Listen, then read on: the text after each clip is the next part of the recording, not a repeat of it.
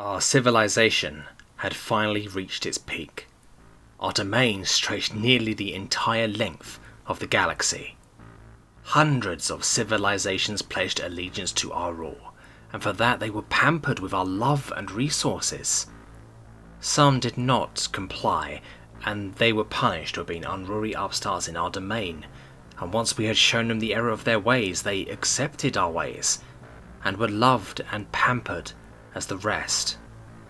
It was towards the late part of the cycle of 420 by M51. Our scouts had found an irregularly large solar system. Only one planet had life upon it, and what we found disturbed us greatly. It was a planet of evolved sapient apes.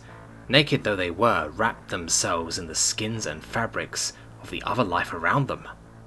They were suicidal, destructive, aggressive, deceitful, everything we were not.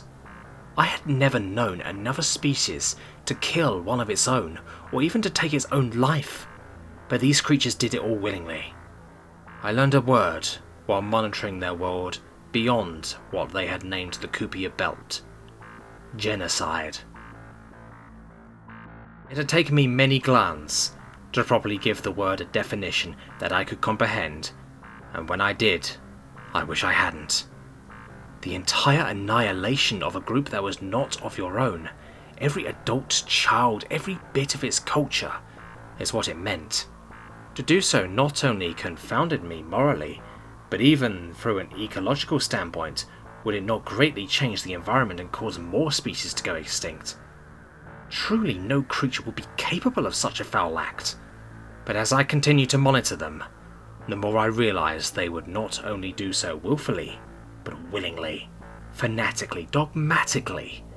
I fear we had stumbled upon a civilization that fully deserved punishment for its ways. I reported my findings back to our council, and they deliberated of the fate of this race. This civilization so prone to civil war, our strategists assumed that we would be able to silently pick off many of their factions, while the rest were busy warring with the others. It was simple, but we felt it should work. I had failed to gather how fast they were able to adapt and engineer, for by the time our ships had arrived, they had not only gone to the moon and back, but they had learned to split the atom, and had already colonized the 4th planet, and many of the moons of the 5th and 6th planets, all within 5 of their generations. Fortunately, all of their society was splintered. The planets had demanded their own sovereignty like the nations they had left back on Earth, so there was not a single united group among them, besides alliances different groups had against others. Our ships descended upon the moon of what they called Titan. Our delegates landed and forced the inhabitants to submit, or else we would employ force to make them do so. Our translators caught a single word from the moon's military leader. It simply said, "nuts." We did not know what it meant, so another warning was sent. We intercepted an outgoing distress signal to the other colonies around it. I found it amusing, as the moons around Titan weren't even in a non-aggression pact. No one will come to their aid.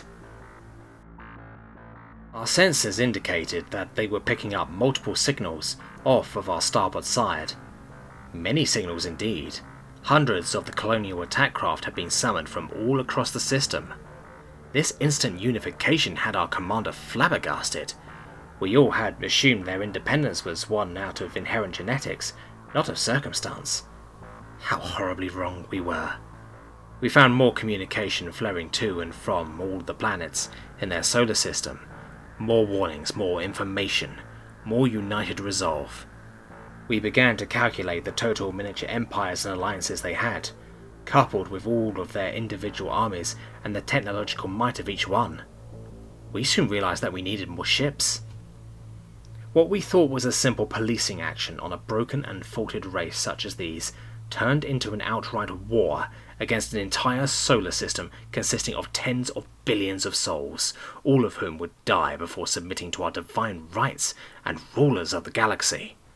Our efforts soon shifted from social progress to keeping this tiny system at bay. They had already forced us out multiple times and had taken many more of our systems around them. Their empire was growing. Unknowingly, we had united them. All of their millennia of war and strife had trained them and bred them to this moment in their history when all of their accumulated data would finally be taken out on some ignorant outsider. Something they could completely focus their hate and resolve on. We did not realize what kind of mistake we had truly made until we received the last transmission we would ever get from them. We know where your home is. No survivors. No prisoners. No mercy. We were finished, because though their diplomatic branch had withered and fell, their martial branch never showed us respite.